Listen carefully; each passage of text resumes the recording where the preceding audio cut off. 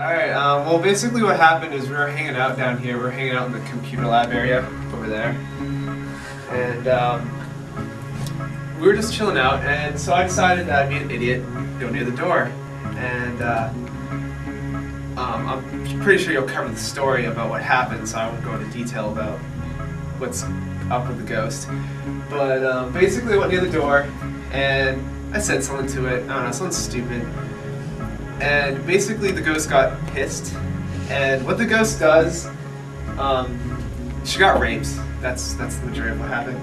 And she doesn't like men a lot, and she makes you feel uncomfortable when she's active. That's about the best way to put it. When she's really like mad, like I couldn't like I couldn't come in here at first. At first I was really uncomfortable in here. Just like I didn't want to be in here.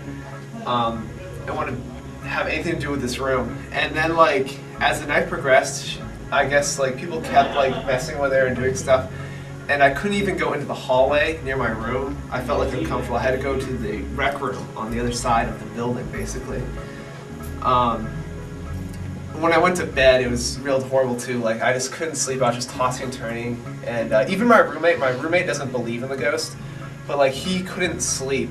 And I'm like, you're gonna hate me for saying this, but I think it's the ghost that's not letting you sleep. Actually, even right now, I don't feel very comfortable standing here. Like I will not step on that red. I just won't do it because I don't know. It's almost like that one night set off something, and like now, anytime I go near it, it's very uncomfortable for me.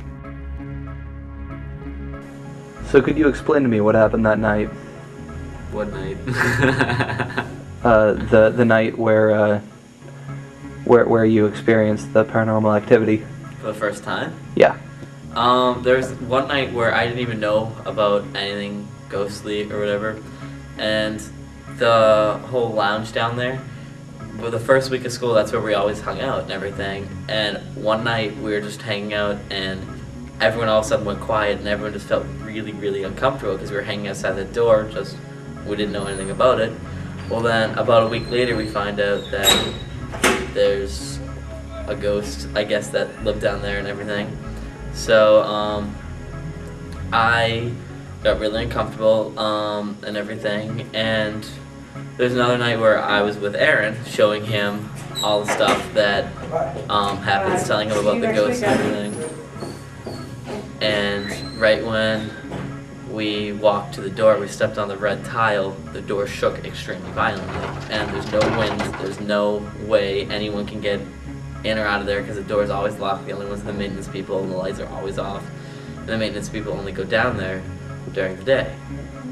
Well, then there's another time where we were all hanging out outside there, and we heard what sounded like a chair dragging on the other side. And we took a flashlight and we looked through the crack in the door where you can see down into the tunnel.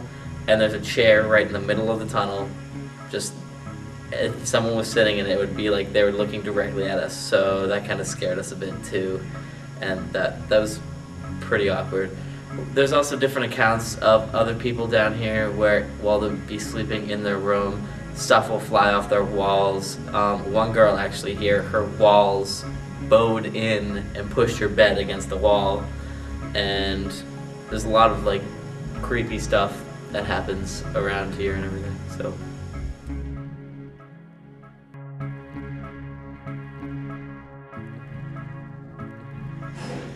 Well, there are actually 3 different ghosts, but people really only know about that one ghost that lives in the tunnel, so I'll start off with that one. What the whole deal with that is that there was a girl. The Plymouth used to be a school that was just for teachers, and it used to be connected by tunnels throughout all the different residential halls, because when it got cold they didn't have any plowing, so they had to go under in the tunnels and everything. So I guess there was this one girl that was there. There's 2 different versions. There's a little elementary school kid version, which is there was a guy and a girl, and they were going to meet up in the tunnels, and there was a cave-in, and they both died from the cave-in, and she's all upset and doesn't like guys because she thought she was stood up by him and everything. But I did more research, and the actual thing that really happened, because there's police records and everything, is that there was a girl that was dragged down into the tunnels. She was raped and murdered in the tunnels, and that is the reason why it is believed that the girl down there does not like men, is because she was raped by a man. So she has a lot of anger against men. So there are 2 other ghosts that live in Blair Basement. There is one, and the other ones don't do anything to you. There's one that there's a guy that just at night basically roams the different hallways in the basement, and some people have told about that they've woken up at night and there's a boy sitting at their desk that they don't know, and for some reason they just fall back asleep. It doesn't really do anything to them.